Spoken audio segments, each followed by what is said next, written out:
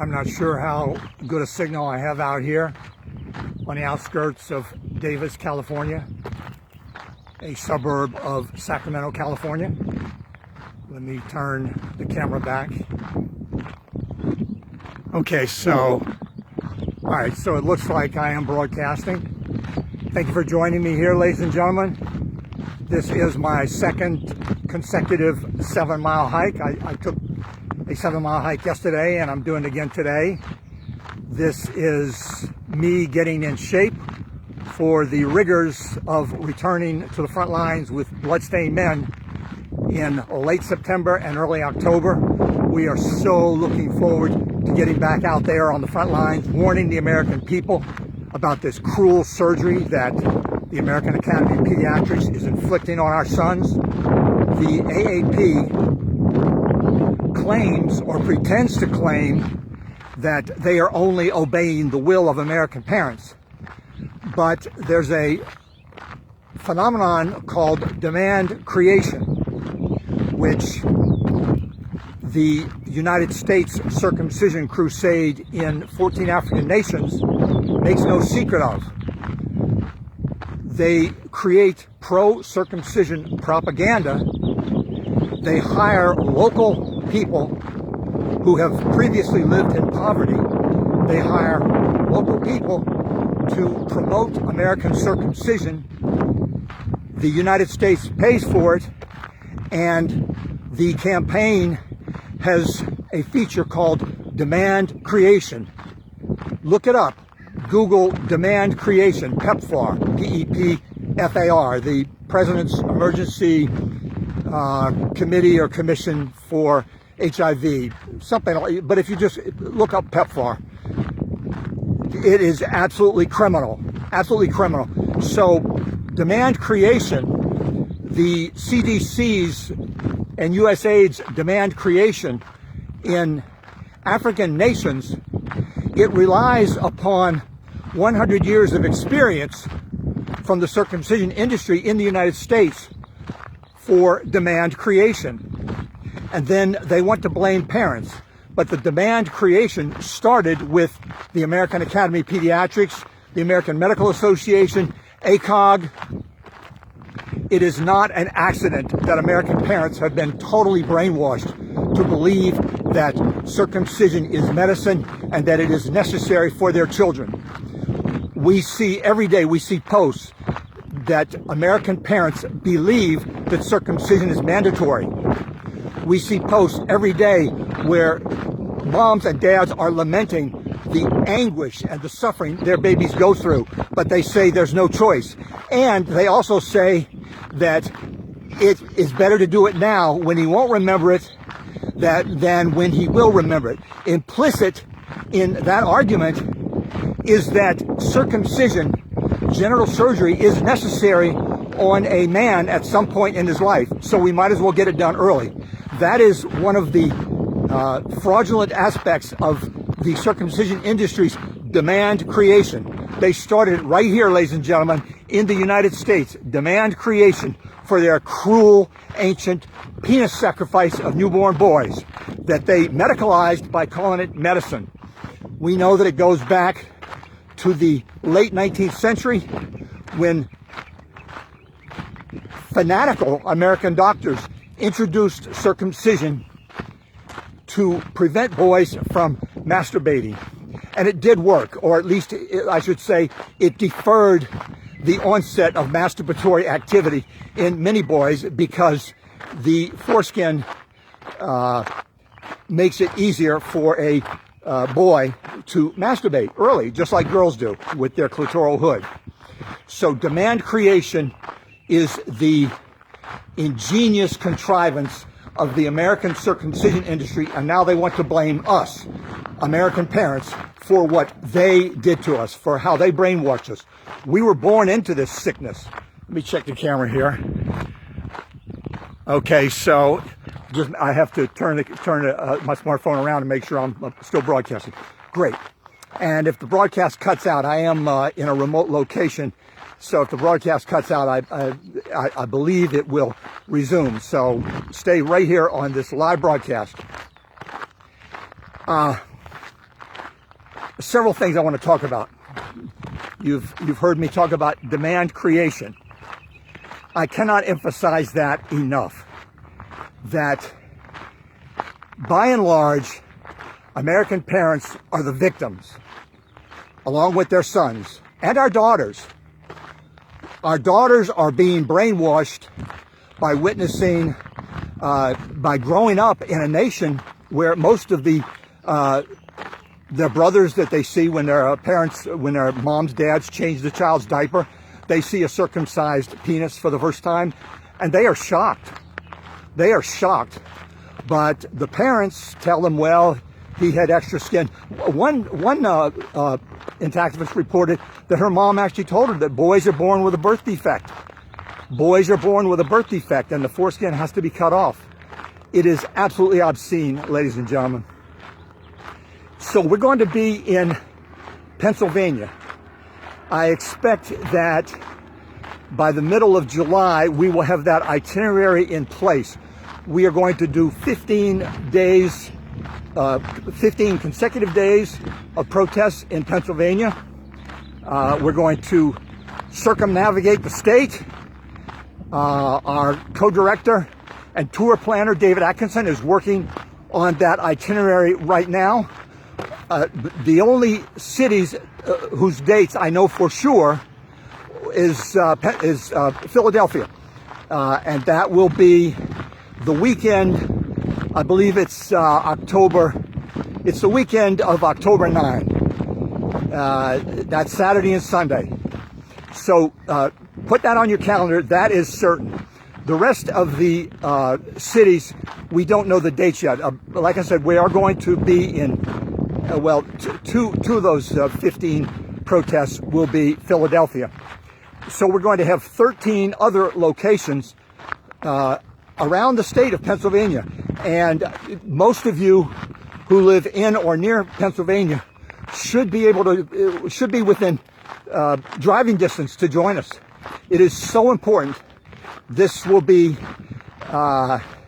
Bloodstained Men's first tour in almost 2 years, over a year and a half. I think our last tour was in last year, 2020, in February. We did the Miami Super Bowl. And mentioning Miami, just my heart goes, I was born in Miami. My heart goes out to the victims of that terrible building collapse. Just so sad, so shocking. My heart goes out to all the victims and relatives and loved ones and friends, and all of you who live in Florida, the Miami area, and all of us who, as activists, we feel deeply the pain of others, and that's why we are activists. We know the cruelty and the pain that these babies are going through. But back to Miami briefly. I was born at Jackson Memorial Hospital in Miami, and my heart goes out to all the people suffering today from the loss of their friends and loved ones in Miami. So we will be in Pennsylvania in late September, early October. I expect that we will have that itinerary up on Facebook we're shooting for the middle of next month, for the middle of July, and I will create a Facebook page. It will be called the Pennsylvania Circumcision Crisis Protest, and I will send invitations to all of you to like that page. I will invite as many of you to the different events as I can, and please tell your friends, spread the word that Bloodstained Men is returning to action in Pennsylvania. Let me double check my...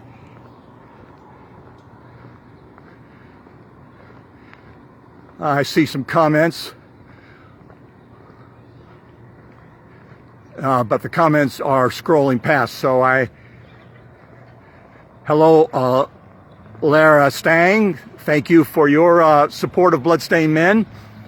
I'm not getting a whole lot of information on the other side of the screen. Thank you, Kaziap Reddy, I see a thumbs up from you. I cannot see any other comments. I did see some comments scroll past. You know how important this work is, ladies and gentlemen.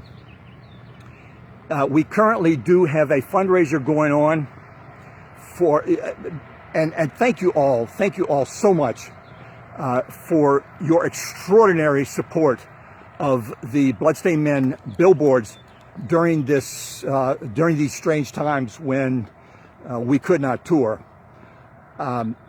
If you have not yet donated to the current billboard, the New York billboard, you can go on Bloodstained Men and Their Friends Facebook page, and you will see the link to that fundraiser.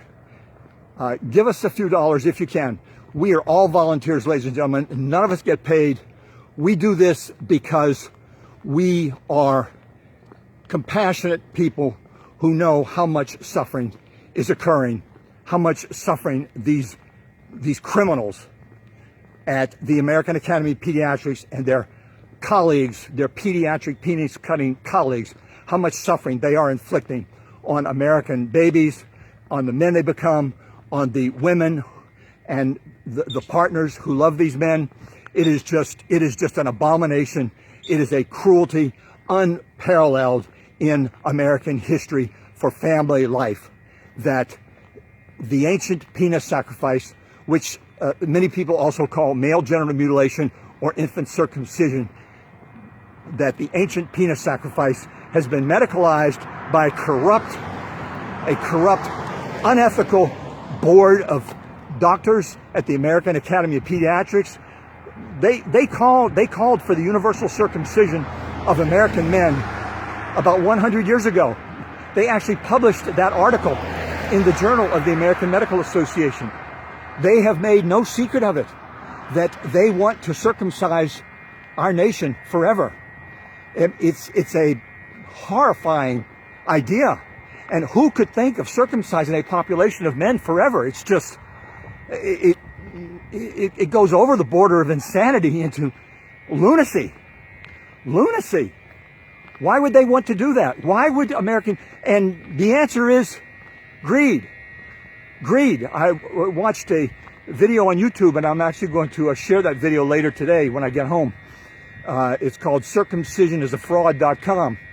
But they have a video in which they lay it out that American circumcision is $1 billion.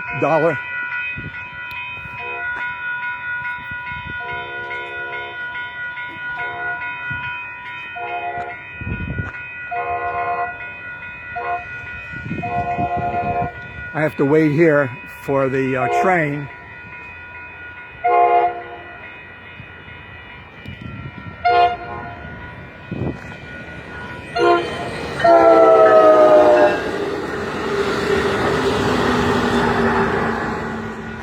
And that is the Amtrak passenger train that I take myself when I come home from San Francisco. That train is coming from the Bay Area and heading here to Davis. That is the Capitol Corridor Amtrak train. Really great service, and I've actually done some live broadcasts from that train in the past, and hope to do it again. So, demand creation is fueled by the greed of the American circumcision industry. They do not want to give up the easy money they get from performing circumcision. One pediatrician was bragging. I posted it on my Facebook a couple of weeks ago. One pediatrician was bragging that she could do a circumcision in 5 minutes. You do the math. Most of these pediatricians do circumcisions right in their office. Many of them will schedule all the circumcisions together. So they will bring in 5 or 10 boys, circumcise them in an hour, collect anywhere from $300 to $600 and more. I've seen higher prices than that. But the financial bottom line is that an abnormal pediatrician doing circumcisions 1 hour a week can make anywhere from $50,000 to $100,000 extra. Extra. That's just gravy for these guys and gals. They can make $50,000 to $100,000 extra a year by doing circumcisions 1 hour a week. It is obscene, ladies and gentlemen. It is obscene. I know that some of you are dealing with burnout. All I can tell you is how I view it for myself. You have to pace yourself. You cannot let yourself burn out as an activist. So the way you do that is log off of social media when you have to. And if you have to be gone for a while, do that. But please, please always return, because this is a long-term struggle for the protection, to protect our children from genital mutilation. It's a long-term struggle, and we need every one of you. This movement needs every one of you. No matter how long you're gone, please come back. You can go on Twitter. I believe there's some activism on Instagram. I see a lot going on some of the other social media websites. Please, please, always be an activist in your heart, even when you have to take a break for your sanity and for your peace of mind and for your family's sake. Your family comes first. Let's see how we're doing. Ashley Brim says sadistic torture. Oh, yes, Love Train was. Yes, I know it. I know it, Ashley. I in the past lived near a train when I lived in Southern California, and I used to love hearing that train barreling down the tracks in the middle of the night with that haunting whistle. It is really a lovely haunting sound.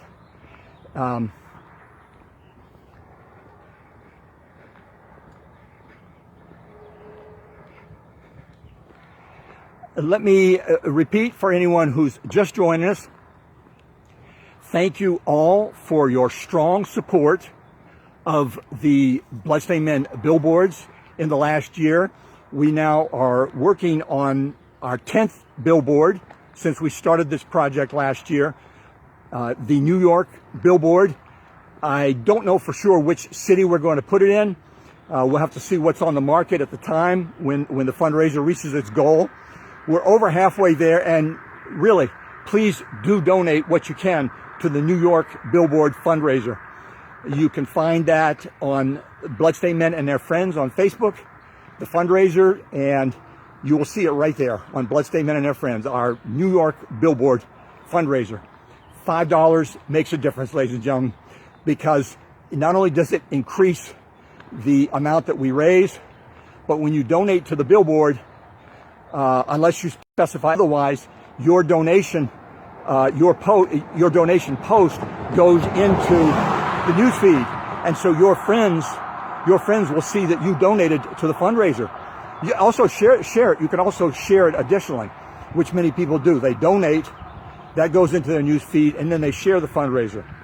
We really do need your help, and so much appreciate how you came through for us on the other 9 billboards. Let me see if I can list them from memory in chronological order. Last summer, we put up the billboard in St. Louis. Then late summer, early fall, we put up the billboard in Mobile, Alabama. Then in the fall, we went and put up a billboard in Philadelphia, and that was an outstanding billboard. And this was all done through your donations. Then we put up the Daytona Beach billboard in Florida. That was over the winter. That's 4. Then we put up 2 billboards in Georgia. That's 5 and 6. We put up a billboard in Augusta and another one at the Atlanta airport. So that's 5 and 6. We put up 2 billboards in Dallas, Texas. That's 7 and 8. Then early this month, we put up our 9th billboard in Cincinnati, Ohio. If you live in or near Cincinnati, check it out. I believe that highway, the interstate is Interstate 75 in Cincinnati. You can check out our website and probably find that. Also go to the Ohio billboard fundraiser. It's closed now, but that information is listed there as to where you can see that, or you can message me if you want to know the location of it. And we're always looking for new photographs of the billboard. So if you live near the billboard in Cincinnati, please get us a photograph or a video and email or message it to me. Deborah Stewart is watching. Deborah, thank you and Deborah Stewart, ladies and gentlemen, was her brainchild was putting up a Your Whole Baby billboard in her hometown in Kentucky. That went up for a year. Deborah, thank you for that. And of course, thank you for all your support for the Bloodstained Men billboards.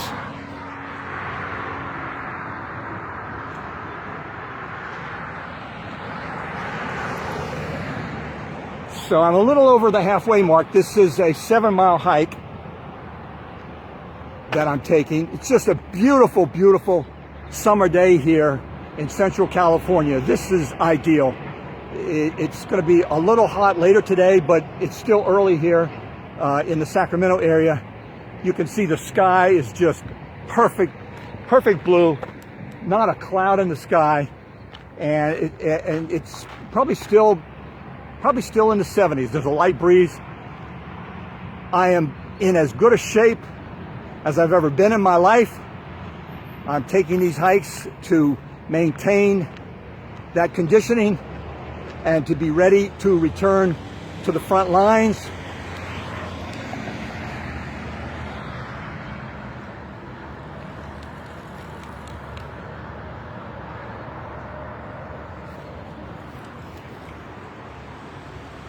So I was talking to you about burnout. You all know it. You all know how frustrating this work is. How frustrating it is. We are literally up against a $1 billion circumcision machine.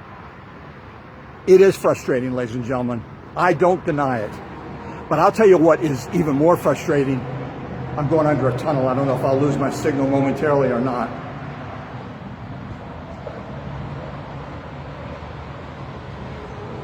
So I'm going to be going under the interstate. I don't know if I'll lose my signal when I walk under this or not. That's the Interstate 80 that goes from San Francisco to New York City. So, but Facebook maintains the live broadcast even if I temporarily lose my signal. So don't go away. But it is frustrating. It is frustrating being an activist. There's no denying it. Because every act of circumcision, every circumcision of a child is literally a crime against that child and against that child's parents. Even if the parents have been brainwashed into signing the consent form or into believing that it's for their child's best interest. American parents we were born into this circumcision web of deceit. We were born into it, ladies and gentlemen. And it is very, very hard to break out of that web of deceit that the American pediatric and medical community has created to medicalize the ancient penis sacrifice of newborn boys. Who would think it? They actually tried to medicalize female circumcision in 2010. Well, they got slapped down fast. What we're doing is we're slapping them down for medicalizing the equivalent of female circumcision, which is male circumcision. We're not going to get into a debate over which is more damaging, because all genital surgery, all genital mutilation of children is damaging. There is no acceptable level of how much genital assault you can be guilty of before it harms the child. All tampering with the genitals of children is criminal assault. I told you about the video. I'm going to post it later on the Bloodstained Men and Their Friends. They said circumcisionisafraud.com. Their video on YouTube. They came, and it's lawyers and doctors have put this together. Circumcisionisafraud.com. They say it just very bluntly. Circumcision is violence, not medicine, and that is the bottom line. And you know it. You're watching this broadcast, so you know it. Circumcision is violence, not medicine. I'm going to show you why I love this hike so much. Joshua Bird, I'm just going to listen to this while I'm working. He says, thank you, Joshua Bird. Joshua Bird is a Mississippi man, I believe the Biloxi area, and protested with us down there. But you can see I'm here in the equestrian area. Actually, I'll walk by here. There's a number of horses that I walk by on this hike.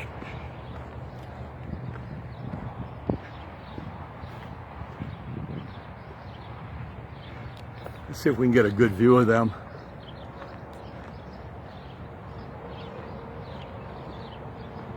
Oh, this is interesting.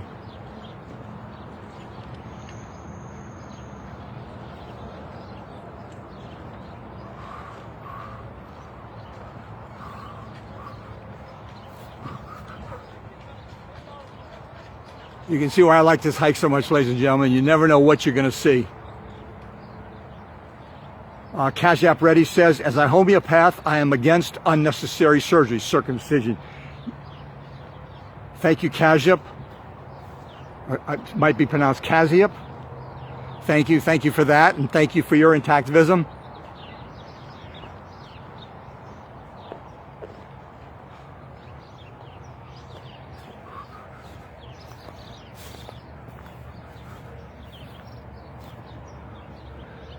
So while I was talking, those horses scooted on down that way.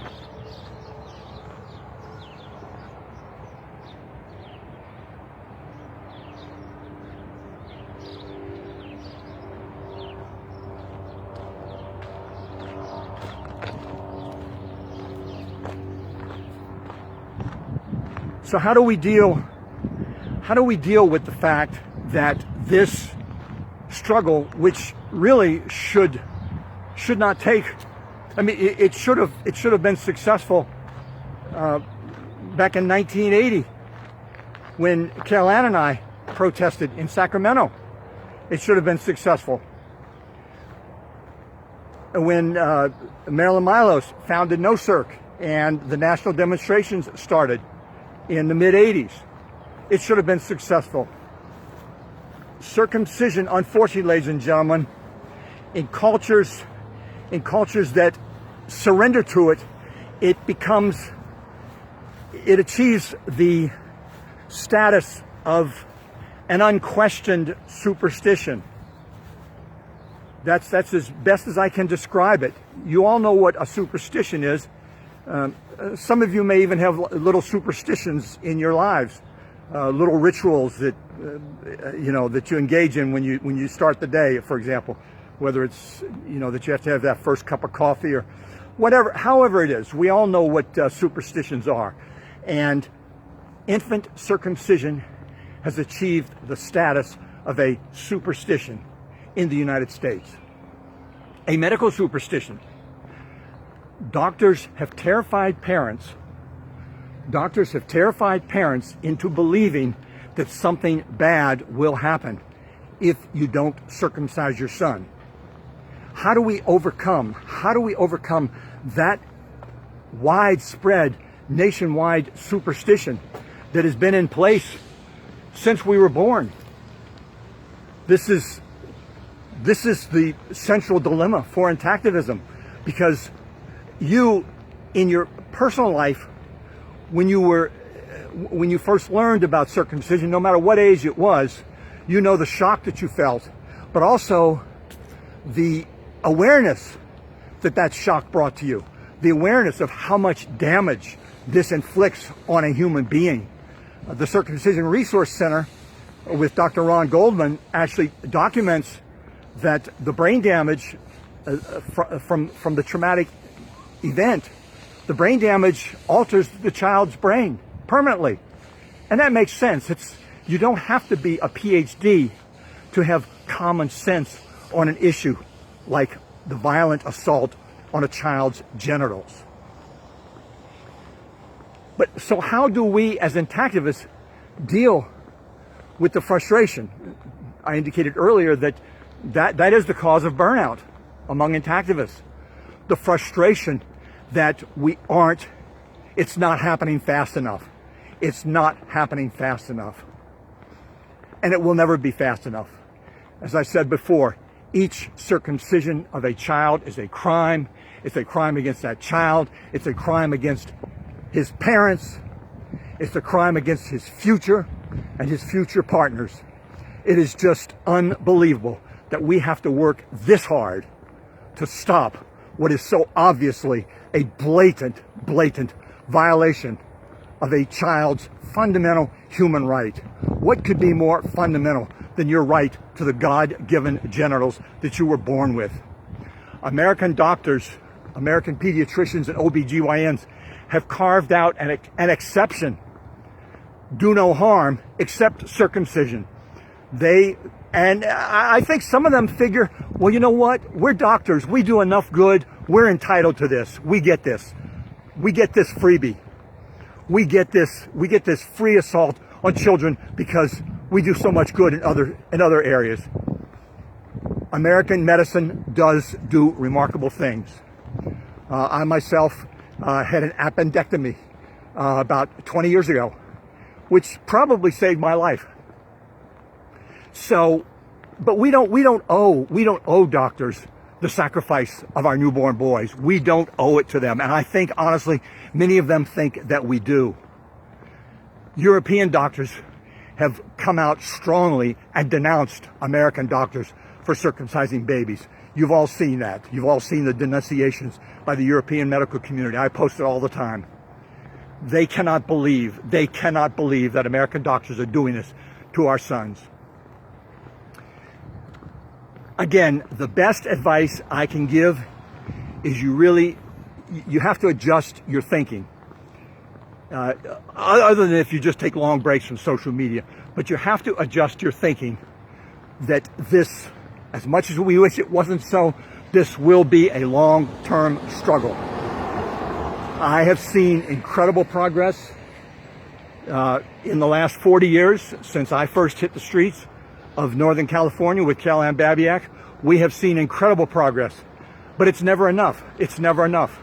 And it won't be enough until every child is protected from genital mutilation. I am going to wrap up this live video in a few minutes. I'm going to have to get a drink of water. You can see I have a water bottle strapped on my belt. And actually, you can see I'm walking through the medical complex here at UC Davis.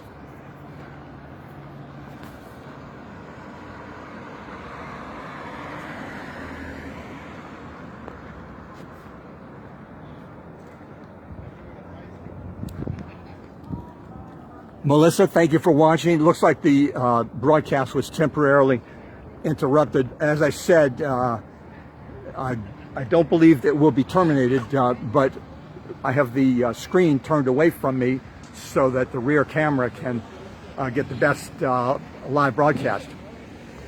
But then I don't see the notification from Facebook that the signal or the broadcast has been temporarily interrupted. But I'm back. I don't believe there will be any discontinuity in the live broadcast itself. I hope not. I'll know when I see it at home on my desktop computer. So, ladies and gentlemen, I am very, very grateful to all of you. They were lonely days back in the early 80s when there were literally just about a dozen people working on this problem. Those days are over, and now there are tens of thousands of activists, and there are thousands of you on Facebook, probably tens of thousands, working on this nightmare, because that's what it is. I will conclude by reminding you that Bloodstained Men needs your help on getting our 10th billboard up and running on a New York State highway, on a New York State interstate highway. We're going to look at all the major cities in New York State when the fundraiser reaches its goal, which is $7,500. that goes directly to the Billboard. All of us at Bloodstained Men, including me, are volunteers. We don't get paid a penny. We literally don't, and we won't. We would not accept any kind of a reimbursement for our labor. This is a labor of love, as you know, for me and for everyone at Bloodstained Men and for all of you. We don't get paid any more than you get paid. This is something that has to be done for the sake of our children, for the sake of America's future, because we love our children. Circumcision is violent assault. It is not medicine. So go to Bloodstained Men and their friends on Facebook. You'll see our Billboard fundraiser, the New York Billboard fundraiser, and throw a few dollars into the hat, ladies and gentlemen, because it really does help. And that's how you cannot raise $7,500 overnight, but many of you have donated very, very generously to the Billboard fundraisers, and thank you so much. And for those of you who haven't yet donated, please do. Your donation in any amount is really, really helpful, and we are so grateful for your support. Thank you, ladies and gentlemen. That's my live report here from my second 7-mile hike in a row. I'm going to try to take these long hikes as often as possible. I don't want to say every day, but just between you and me, that's probably my goal. I'll have to see, though. I'm feeling pretty good. I do turn 74 years old in October, and I'm feeling strong, healthy, and ready to go for another 20 years, ladies and gentlemen. Help me, help Bloodstained Men, help our sons win this struggle for the human rights of American boys and the people who love the men they grow into. Thank you, ladies and gentlemen. I will see you later today when I get home on Facebook. I'll be posting all kinds of stuff, as you know, I do. And thank you all. See you later. Courtney, hi, thank you. Charlotte Perry is watching, thank you.